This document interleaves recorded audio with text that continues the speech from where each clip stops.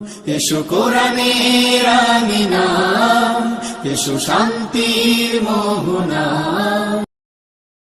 আসসালামু আলাইকুম রাহমাতুল্লাহ। আজকে আমরা কোরআনে বর্ণিত দুটি গুরুত্বপূর্ণ দোয়া শিখব। নেক সন্তান লাভের দোয়া, যা জাকারিয়া আলাইহিস সালাম দোয়াটি করেছেন। দোয়াটি হচ্ছে রব্বি লা তাযারনি ফারদাও ওয়া আনতা খায়রুল ওয়ারিসিন।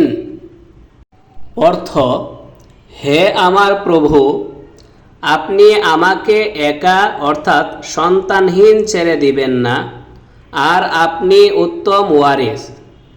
সূরা আম্বিয়া আয়াত নাম্বার 89। দ্বিতীয় দোয়াটি হচ্ছে রব্বি হাবলি মিন লাদুনকা যুররিয়াতান তাইয়্যিবাহ ইন্নাকা সামিউদ দুআ। অর্থ, হে আমার রব, আমাকে আপনার পক্ষ থেকে উত্তম সন্তান দান করুন, নিশ্চয়ই আপনি প্রার্থনা শ্রবণকারী। সূরা আল ইমরান আয়াত 38।